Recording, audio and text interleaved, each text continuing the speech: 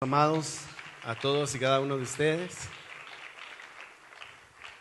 le digo yo a mi esposa, ahí bajas con cuidado porque ahora este año que vine me costó más subir la grada a mí. No sé por qué será, ¿verdad? Dios siga bendiciendo esta familia preciosa llamada Bethesda. Dios siga dando fuerzas y alegría, visión, determinación al pastor, a su familia, a los pastores, la oficialidad, los pastores de cada iglesia, gracias hermana, y a cada uno de los miembros de esta misión. Siempre es una alegría y un privilegio estar con ustedes y nos gozamos que nos hayan permitido venir acá a compartir con ustedes. Me da mucha alegría ver al pastor Reinaldo, a su amada esposa y a estos dos muchachones grandes, altos, ¿verdad? Que Dios los siga bendiciendo y los siga usando, y a todos los pastores que están acá y a toda la iglesia, que Dios los bendiga ricamente. Amén. Voy a suplicarles que se pongan de pie por un momento y vamos a hacer una breve oración, a pedirle a Dios que Él en su gracia nos pueda ayudar y nos pueda seguir bendiciendo por amor a su nombre. Si quiere levantar su corazón, sus manos, lo puede hacer con toda libertad y oramos al Señor. Padre, por la gracia que el sacrificio de Cristo nos regala, nos acercamos con confianza a tu presencia, Señor. Eres un Dios de amor y sin tu gracia y sin tu misericordia no sabríamos qué hacer, Jesús. Con humildad, con temor venimos delante de ti, Señor, porque entendemos tu dominio, tu señorío y tu grandeza. Y pedimos tu favor y gracia, Señor, en esta noche para cada uno de nosotros. Todos los que estamos aquí necesitamos algo de ti, Jesús. Necesitamos una palabra, una idea, Señor Dios, algo, Dios, que venga de ti, y rogamos, Señor, que tú nos lo puedas otorgar por amor a tu Hijo Jesucristo, a la misión que lo trajo a esta tierra. Sometemos nuestra mente, nuestra voluntad y nuestras emociones a ti. Te damos toda la honra y te agradecemos en esta noche. Por favor, háblanos en el nombre de Cristo Jesús. Amén y amén. Regálele un aplauso al Señor Jesús con todo su corazón. Por favor, tome su lugar. Perdone, vamos a leer la escritura. Disculpe, vamos a leer Salmo 119, versículo número 9. Yo sé que aquí todos se saben de memoria el Salmo 119, pero yo necesito leerlo porque no me acuerdo del versículo número 9. Y pregunta el salmista: ¿con qué limpiará el joven su camino? Y la conclusión de él mismo es: con guardar tu palabra. Amén. Por favor, antes de sentarse, mire al que está al lado suyo, mírelo con gracia, con una sonrisa. Y hoy le vamos a dar permiso de que haga lo que a veces hace a escondidas. Mírelo de pies a cabeza, por favor. Mire cómo viene vestido, qué es lo que trae, cómo viene su peinado. Y con una sonrisa dígale a él: cambia tus zapatos. A ver, dígase: cambia tus zapatos. Amén. Tome su lugar, por favor. Voy a tratar de ser breve. Traigo un mensaje breve porque otros años yo me he pasado 5 o 10 minutos y me da pena. Escuché a algún predicador que contó la historia que un día presentaron al predicador en un evento como este, y el predicador dice: hermanos, me voy a tardar 20 minutos. Y pasaron 30 y 35 y 40 y 45, y cuando llegó la hora, el hermano que lo presentó se inquietó, y mientras el tiempo pasaba, del otro lado, de este lado, había una hermana en su mente que decía: este hermano ya se tardó, y en su mente a cada rato.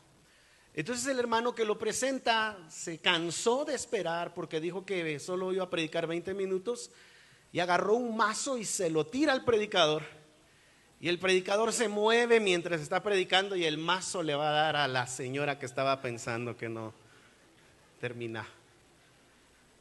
Entonces la señora, un poco confundida, se levanta y le dice: tírenmelo otra vez porque todavía oigo al predicador. Entonces, porque el predicador no paraba, ¿verdad?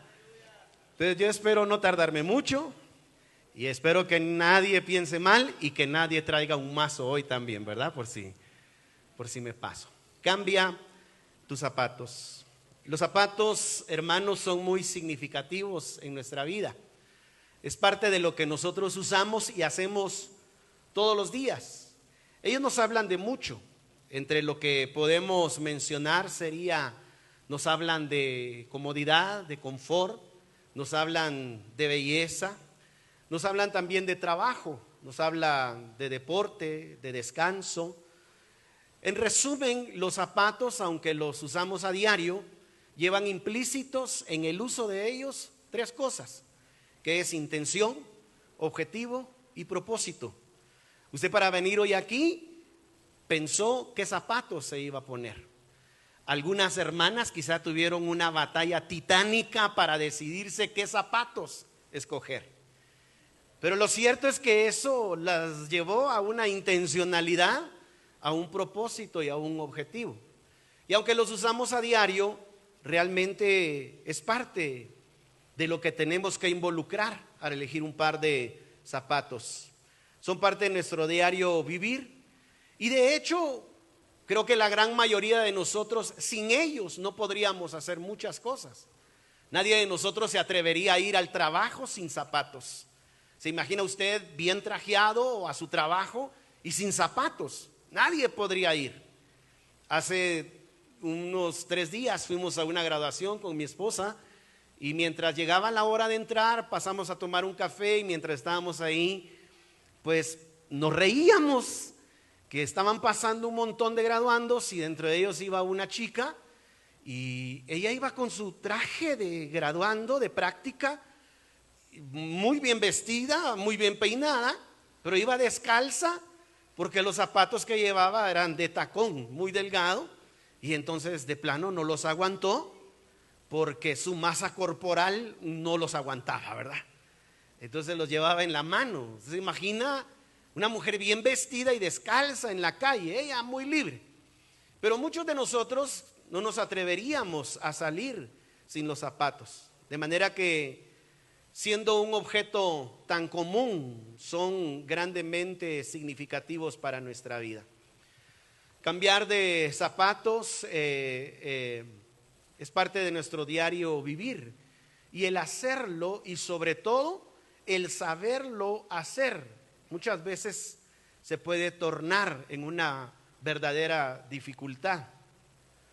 En muchos aspectos de nuestra vida, dejar de usar X o Y zapatos por un propósito específico o simplemente por crecimiento es parte de una necesidad. La vida debe de tener propósitos. La vida debe de desarrollarse a través de intenciones. Y dependiendo de lo que buscamos y lo que perseguimos, eso es lo que debemos de usar. El crecimiento también debe de ser intencional. Aunque el crecimiento físico es parte de un proceso natural, el crecimiento en el carácter, en el corazón, en la fe, el crecimiento en los objetivos, de alguna manera debe de ser intencional. No todo en la vida va a permitir que las cosas sean fáciles para nosotros. Un día tendremos nosotros que crecer, que madurar, que cambiar, por ejemplo, amistades, actividades, intereses. Y este tipo de cambios, este tipo de caminos de la vida va a exigir que nosotros mismos cambiemos nuestra manera de caminar.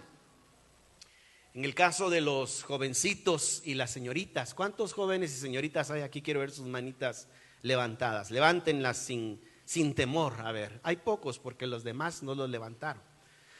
Pero en el caso de crecer, los jóvenes y las señoritas de alguna manera van a tener que entrar en ese aburrido, fastidioso, cansado y tedioso trabajo de tener que encontrar novio o novia. Porque es aburrido, ¿verdad? ¿O no? No, nadie dice nada, ¿verdad? pero es parte del crecimiento. Son las decisiones y las elecciones que se tienen que hacer. Más adelante tendrán que decidir por su vida, su vocación, qué es lo que van a hacer. En algún momento por un llamado, por un ministerio, Dios los va a llamar. El Salmo 119, verso 9, compara la vida con un camino. Es una etapa transitoria. Y este salmo dice que este camino tiene dificultades, hay que limpiarlo.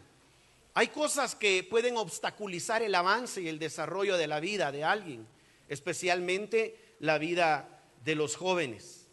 Y lógicamente transitar un camino, dependiendo cómo el camino esté, va a requerir que nosotros seamos apropiados en saber elegir los zapatos que vamos a usar. Se imagina hace unos 40, 50 años aquí en el interior de Chimaltenango dirigirse a ciertos lugares donde habían caminos de terracería. Se imagina una mujer con tacones, ¿verdad?, de aguja. Es difícil caminar así. Los caminos van a determinar cómo debemos de transitar. Y el salmista dice que el camino del joven tiene obstáculos. Él dice, ¿con qué va a limpiar el joven su camino? Con guardar su palabra. Este camino de la vida nos habla de un esquema. Es algo que nos pone en la mente la idea de estar en un lugar y que al adentrarnos en él nos lleva a otro lugar. Puede ser no solo un lugar, puede ser una condición. Una condición, por ejemplo, de tristeza y encaminarnos a una condición de alegría.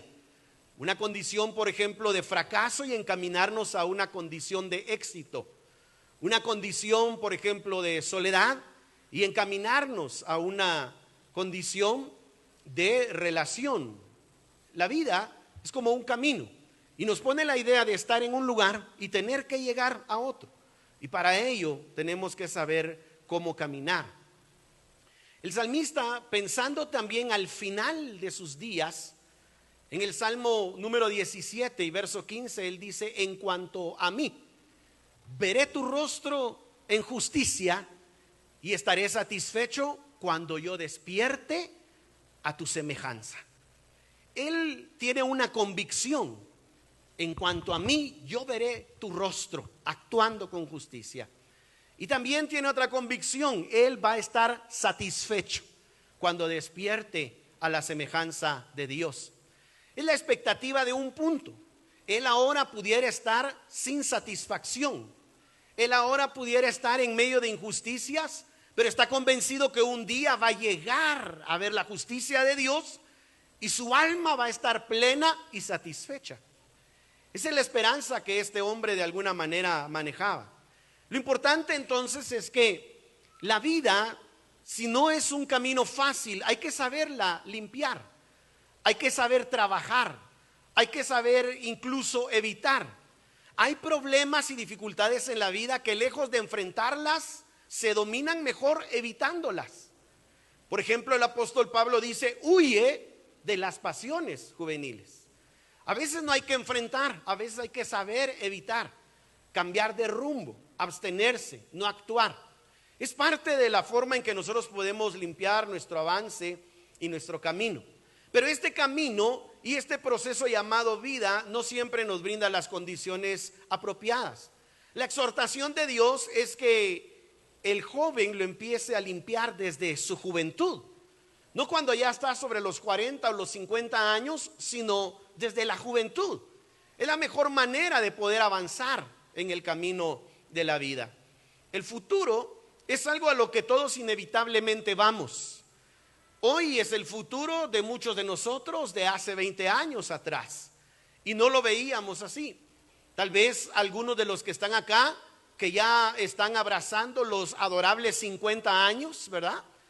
Hace 20 tal vez no pensábamos cómo íbamos a estar en esa edad. Pero lo cierto es que ya estamos por estos aires benditos llamados 50. Aquí nos tiene Dios, ¿verdad? Y este es nuestro futuro desde hace 20 o 30 años. Nos vino, nos llegó.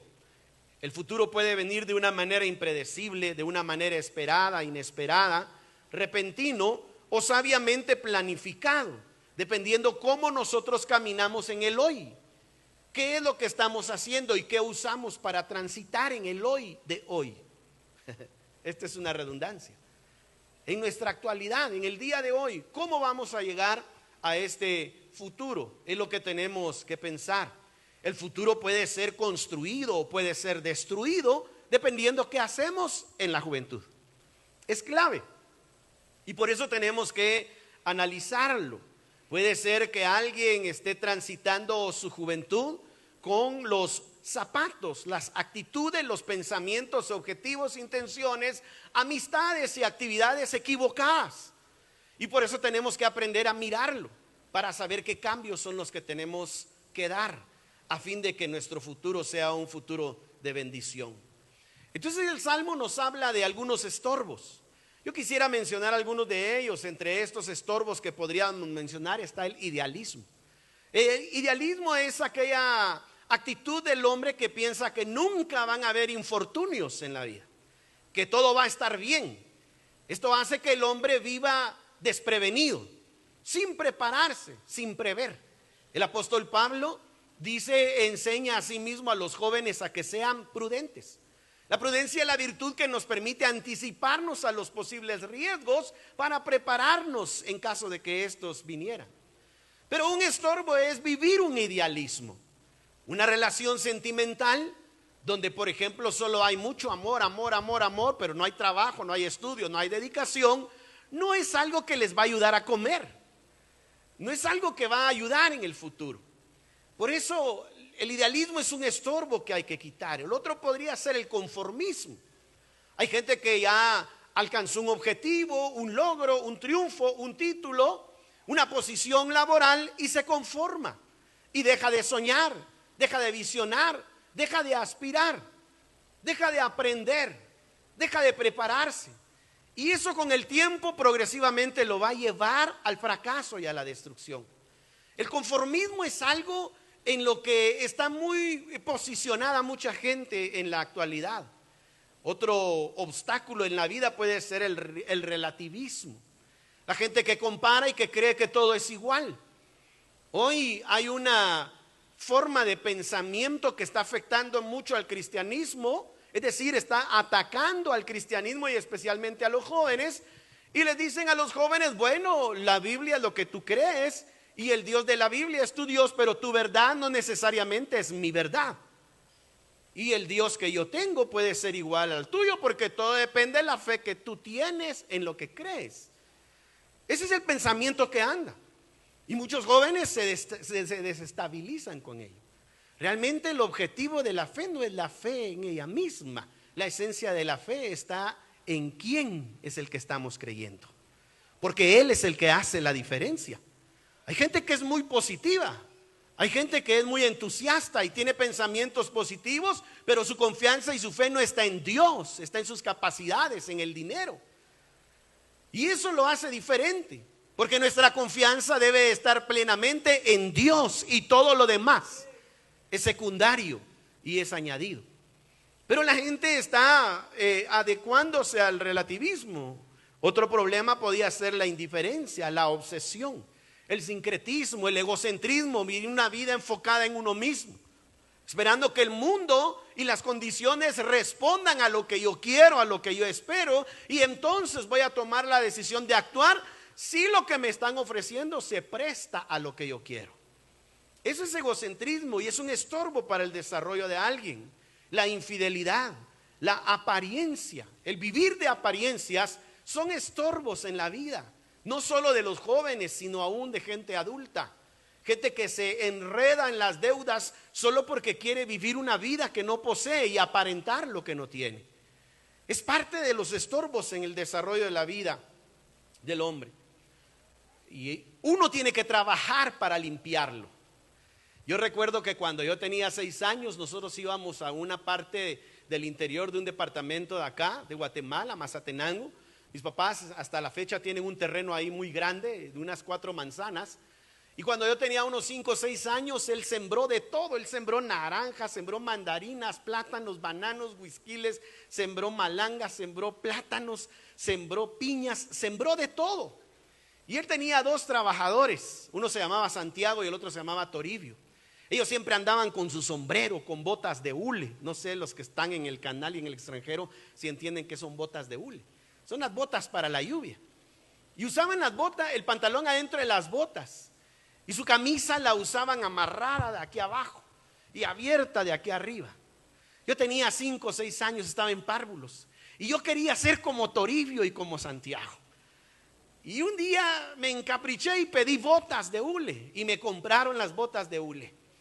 Y entonces ellos andaban con su machete aquí colgando en la cintura para quitar la maleza. Recuerdo que cuando llegábamos en el carro, mi papá avisaba 1 o 2 días antes que iba a llegar. Y ellos estaban a la entrada del camino porque era como 1,5 kilómetros.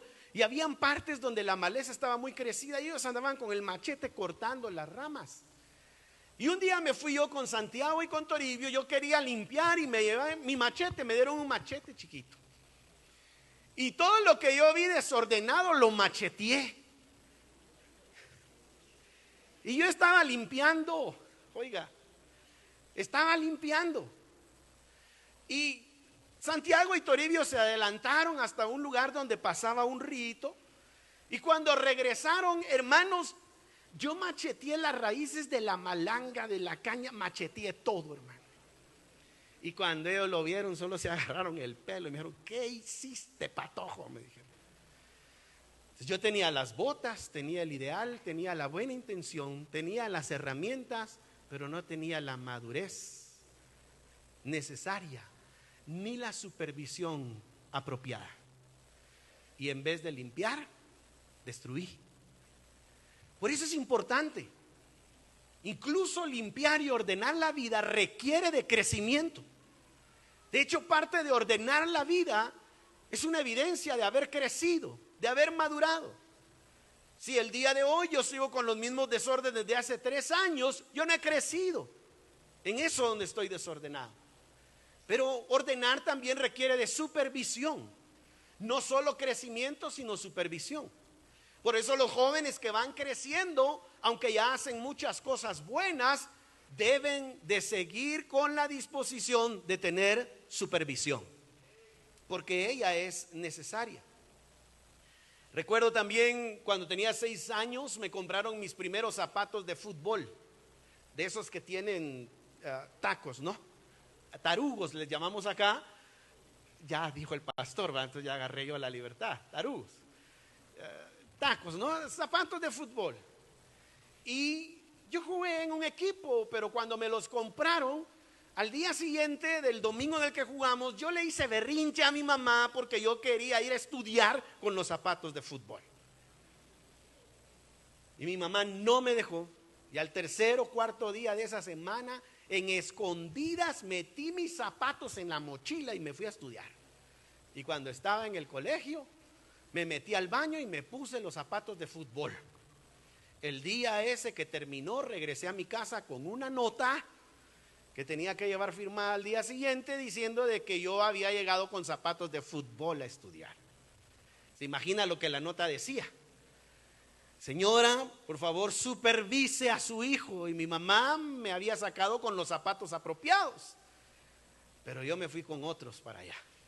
Entonces, se imagina, nosotros tenemos que saber determinarnos. Debemos de aprender a cambiar. ¿Y por qué hablar de esto? Porque oiga, para mucha gente, hermanos, incluso gente que supera los 40, 50 años, la vida sigue siendo un juego. Y eso los lleva a la destrucción. No podemos pasarnos la vida, hermanos, viéndola como un juego. Tenemos que aprender a verla con la seriedad propia de cada etapa en la que nosotros estamos avanzando. Nosotros debemos de saber qué es lo que tenemos que cambiar. Algunos se pasan la vida jugando, otros por el contrario se pasan entrenándose, preparándose para el éxito, para triunfar, para ser asertivos, para tener decisiones sabias, apropiadas, que tengan resultados propios y positivos. Y eso es lo que debemos de hacer. Tenemos que aprender a evaluar nuestra vida y ver qué es lo que nuestra vida necesita. Si debemos de dejar de jugar, si debemos de tomar decisiones, si debemos de cortar hábitos, relaciones, frecuentar lugares, cambiar prioridades, valores, tener enfoque, saber qué es lo que tengo que cambiar en mi vida y qué es lo que tengo que adoptar para poder avanzar en la vida. Es parte de la vida. Es como cambiarnos los zapatos. Algunos, estamos todos en diferente tiempo de nuestra existencia. Algunos necesitarán en este tiempo de su vida zapatos, por ejemplo, para trabajar. Otros para ejercitarse. Algunos, los que ya trabajaron, dieron todo por sus hijos, por su futuro, dieron estudios, heredaron, ya están en la tercera edad. Ellos tienen bien merecidas sus pantuflas, el descanso y el reposo, porque ya trabajaron. Pero otros necesitan estar, o necesitamos estar, como decimos aquí, chambeando, ¿verdad? Actuando, algunos preparándose, discipulándose, adquiriendo nuevos conocimientos, enriqueciéndose. Otros necesitarán zapatos para crecer, para aprender, para decidir, para construir, para desarrollarse. Lo importante es identificar la etapa de nuestra vida en la que estamos. Debemos cuidar nuestros pasos. Debemos de cuidar que ellos agilicen nuestro avance de forma segura y profunda para dejar un ejemplo a los que vienen detrás de nosotros.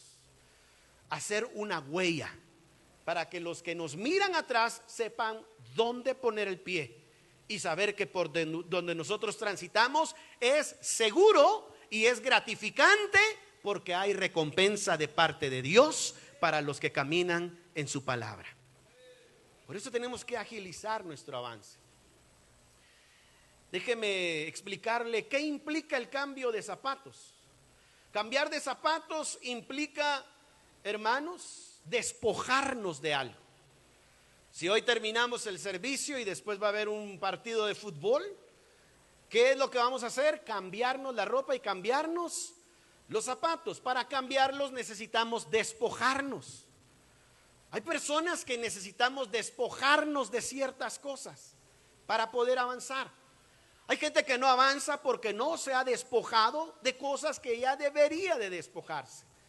Si yo me quito los zapatos que tengo para ponerme unos deportivos, primero me tengo que despojar de estos. Y hay cosas en la vida de las cuales nos tenemos que despojar. A veces puede ser la forma de pensamiento, puede ser una mentalidad en la cual estamos acostumbrados, pueden ser hábitos, puede ser la forma de ser, de vivir, de reaccionar ante los problemas, puede ser despojarnos de ciertos intereses, puede ser ciertos valores. Es ver el escenario de la vida en el cual estoy y tener la perspectiva correcta para saber qué tengo que quitar de mi vida a fin de poder avanzar a la siguiente fase. Por eso es necesario cambiarnos de zapatos. Aparte de despojarnos de algo, implica entonces adoptar algo que no tengo. Si voy a ir a jugar un partido de fútbol, tengo que despojarme de lo que tengo y tengo que ponerme lo que no tengo. Y esto habla entonces de tomar cosas nuevas para mi vida, cosas en las que no he incursionado, en las que no me he movido, en las que no me he proyectado. Tengo que aprender a visualizarlas. Tengo que aprender entonces a tener nuevas experiencias, nuevas amistades. Es asumir cosas que no tengo. Es cuando se ensancha nuestra mentalidad, cuando se ensancha nuestra responsabilidad, nuestra visión de vida, nuestros desafíos. Acá somos capaces de responsabilizarnos, especialmente de los más grandes errores que hemos cometido. Y no solo responsabilizarnos, sino trabajar en sanarlos. Y no solo trabajar en sanarlos, sino cambiarlos. Porque hay gente que solo reconoce, pero no asume su responsabilidad en trabajar para sanar el corazón de quienes están heridos, o para sanar los propios desaciertos que en su vida tuvo. Y aparte de eso, tenemos que aprender entonces a cambiar para no cometer los mismos errores. Es adoptar algo, un nuevo desafío, una nueva ruta, una nueva manera de vivir, nuevas amistades, nuevos referentes modelos, gente sabia, gente prudente, gente humilde, gente con amor que nos enseñe a caminar. Es adoptar cosas nuevas. Pero cambiar de zapatos también nos habla de madurar cuando crecemos. La horma ha cambiado. La gente a veces tiene ciertos dichos. La gente dice es que mire, ese muchacho es bien vivido, y a veces son términos mal aplicados. De hecho, acá en Guatemala el término bien vivido se utiliza para referirse a un patojo malcriado que ha desperdiciado su vida en los vicios.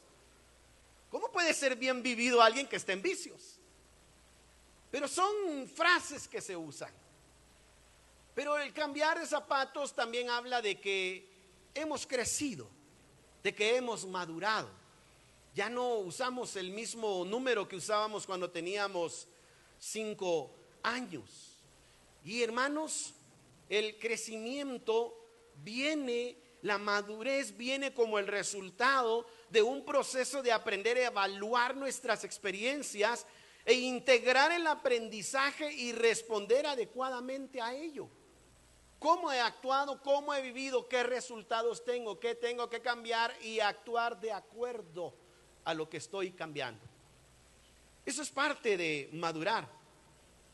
Hermanos, es crecer en nuestra forma de vida, en nuestra forma de mirar las cosas, las oportunidades. La juventud es una oportunidad que hay que aprovechar.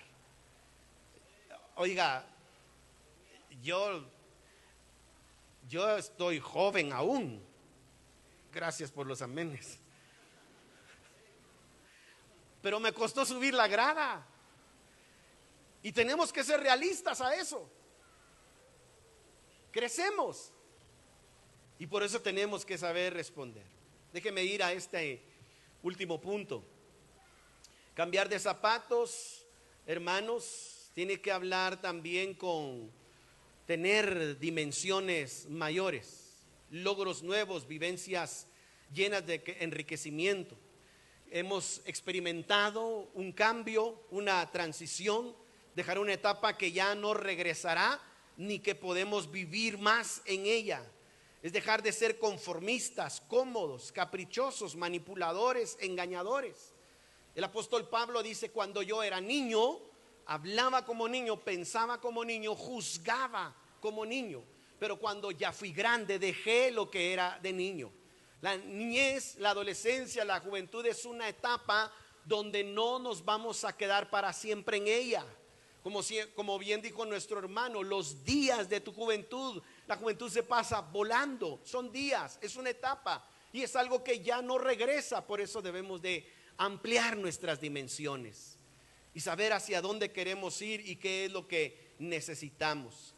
Los que resisten en su vida a dar cambios o cambiar los zapatos, que lógicamente cambiar los zapatos en aspectos de la vida es una manera ilustrativa de decir los cambios que necesitamos dar. Pero quienes se resisten entonces a cambiar se pierden un universo de nuevas oportunidades y de ser mejor, de disfrutar, de conocer, de aprender, de poder avanzar, de poder obtener cosas que solo con el cambio y con la madurez se pueden alcanzar.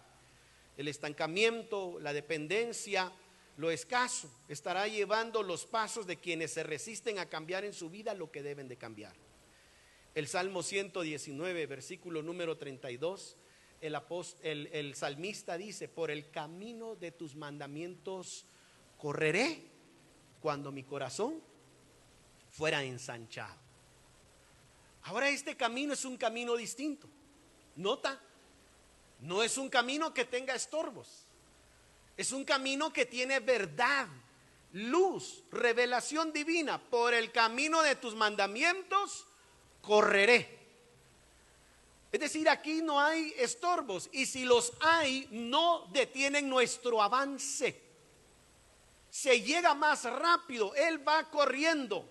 Por el camino de tus mandamientos correré cuando mi corazón fuera ensanchado.